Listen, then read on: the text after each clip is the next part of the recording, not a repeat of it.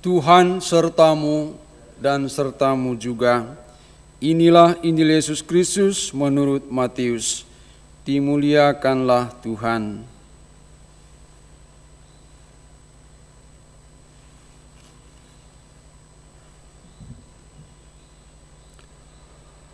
Pada suatu hari, Yesus bersabda kepada ke-12 murid-Nya, "Lihat, Aku mengutus kalian seperti domba ke tengah-tengah serigala. Sebab itu, hendaklah kalian cerdik seperti ular dan tulus seperti merpati. Tetapi waspadalah terhadap semua orang, sebab ada yang menyerahkan kalian kepada majelis agama, dan mereka akan menyesah kalian di rumah ibadatnya. Karena kalian akan digiring ke muka para penguasa dan raja-raja sebagai suatu kesaksian bagi mereka bahwa dan bagi orang-orang yang tidak mengenal Allah.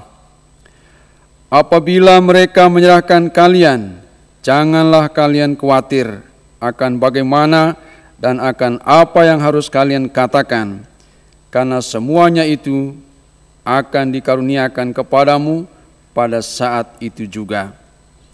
Karena bukan kalian yang berbicara, melainkan Roh Bapamu. Dialah yang akan berbicara dalam dirimu. Orang akan menyerahkan saudaranya untuk dibunuh. Demikian pula seorang ayah terhadap anaknya. Anak-anak akan memberontak terhadap orang tuanya dan akan membunuh mereka. Dan kalian akan dibenci semua orang oleh karena namaku. Tetapi barang siapa bertahan sampai kesudahannya akan selamat. Apabila mereka menganiaya kalian di suatu kota, larilah ke kota yang lain. Aku berkata kepadamu, sungguh sebelum kalian selesai mengunjungi kota-kota Israel, Anak Manusia sudah datang." Demikianlah Injil Tuhan, terpujilah Kristus.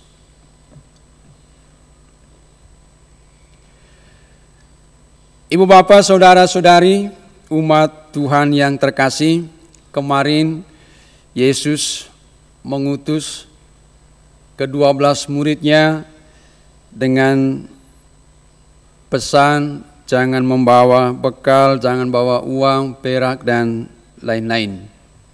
Hari ini Yesus mengingatkan para murid-Nya akan bahaya dalam tugas perutusan mereka.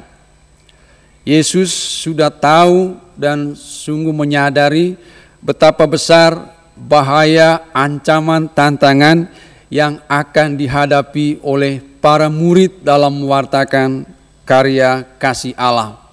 Mereka akan dibenci, mereka akan ditolak, mereka akan dimasukkan ke dalam penjara, bahkan mereka akan dibunuh. Karena itu pesan Yesus pada mereka, hendaklah kalian cerdik seperti ular dan tulus seperti merpati. Yesus mengingatkan supaya semua tantangan, rintangan, apapun yang akan mereka hadapi, tidak menghentikan semangat mereka untuk mewartakan kebaikan. Prinsipnya, kebaikan harus diwartakan, cinta kasih harus disebarluaskan tanpa dihalangi oleh tantangan apapun. Teristimewa dari orang-orang Yahudi, orang-orang Farisi yang menolak, yang tidak percaya akan kehadiran Yesus di tengah-tengah mereka. Dan Yesus meyakinkan mereka bahwa bukan kamu sendiri yang akan berbicara, Roh Bapamu lah yang bekerja dalam diri kamu, dan Dia sendiri akan berbicara dan memberikan kesaksian. Sehingga kalian jangan takut, jangan khawatir dengan apa yang akan kamu katakan, dengan apa yang kamu buat. Tentu kekuatan-kekuatan inilah yang dibawa oleh para murid sehingga mereka tidak pernah takut dengan bahaya-bahaya apapun, tidak pernah mundur selangkah dengan rintangan-rintangan yang mereka hadapi, karena mereka tahu Roh Tuhan menyertai mereka dalam mewartakan kebaikan dan cinta kasih. Dan akhirnya memang gereja kita berkembang di tengah tantangan, di tengah rintangan yang begitu besar, dan bahkan nyawa para rasul menjadi taruhan. Ibu bapak saudara-saudari yang terkasih, kita semua dalam hidup ini tidak pernah luput juga dari tantangan, dari rintangan, entah dalam bentuk apapun, entah dari orang, entah dari keadaan, entah dari situasi. Karena itu kita harus menyadari bahwa Allah menyertai kita, Roh Tuhan ada bersama kita ketika motivasi kita tetap seperti para murid untuk menyebarkan kebaikan, melakukan perbuatan-perbuatan baik yang dikehendaki Allah bagi kita. Kebaikan itulah yang ditunggu-tunggu oleh dunia yang berasal dari kita. Ketika kita berhenti berbuat baik karena kita takut tantangan, karena kita takut dihambat dan dicap macam-macam, maka kebaikan, cinta kasih tidak pernah disebarluaskan. Kerajaan Allah tidak pernah berkembang, gereja pun tidak pernah berkembang. Karena itu mari kita berjuang di tengah tantangan dunia ini, di tengah cobaan dunia ini, untuk tetap melakukan yang terbaik yang kita miliki untuk kebaikan diri kita, kebaikan keluarga, dan teristimewa untuk kemajuan kerajaan Allah di tengah dunia ini.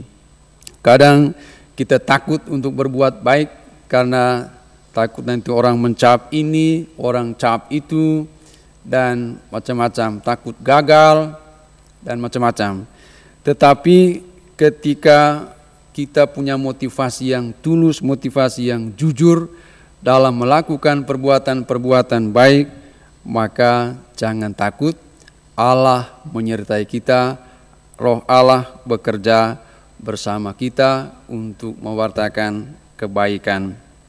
Dan hari ini juga kita mulai novena hari pertama untuk mengenang Pesta Pelindung Keuskupan kita, dan tentu kita belajar dari Bunda Maria yang senantiasa memiliki ketulusan, kejujuran dalam menanggapi kehendak Allah. Ia berjuang untuk terus mendengar apa yang dikehendaki Allah dalam kehidupannya.